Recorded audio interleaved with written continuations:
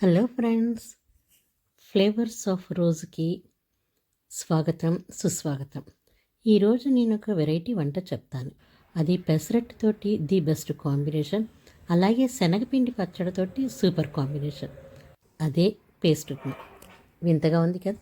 సరే, మనం ముందు వంటలకు వెళ్దాం. దానికి కావలసిన పదార్థాలు: ఆవాలు, మినప్పప్పు, శనగపప్పు, ఎండుమిర్చి, కరివేపాకు, ఉల్లిపాయలు, పచ్చిమిర్చి. ఒక మెజర్ ఆఫ్ రవ్వకి 8 మెజర్స్ ఆఫ్ మరుగుతున్న నీళ్ళు. ముందుగా గిన్నెలో నూనె వేసుకొని దాంట్లో ఆవాలు, పచ్చిమిర్చి, కరివేపాకు, మినప్పప్పు, శనగపప్పు ఇవన్నీ వేగుతూ ఉండగా ఎండుమిర్చి, ఉల్లిపాయలు వేసి వేపాలి.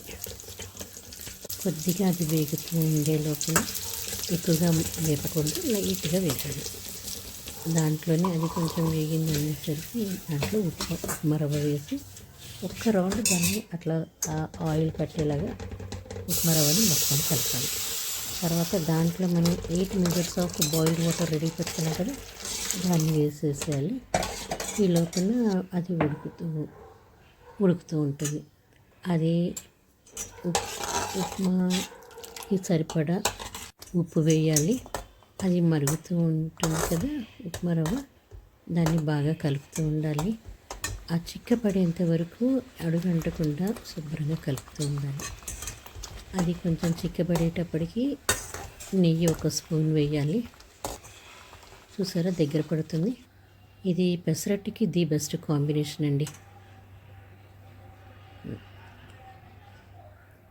అలాగే దీంతోపాటు ఒక శనగపిండి పచ్చడి ఉంటుందండి, దాంతో అయితే ఇంకా సూపర్ కాంబినేషన్. ఒక్కసారి ఇది ట్రై చేసి చూడండి. రెగ్యులర్గా పొడి పొడిగా ఉప్మాలా కాకుండా ఈ పేస్ట్ ఉప్మాను కూడా ఒకసారి తిని చూడండి.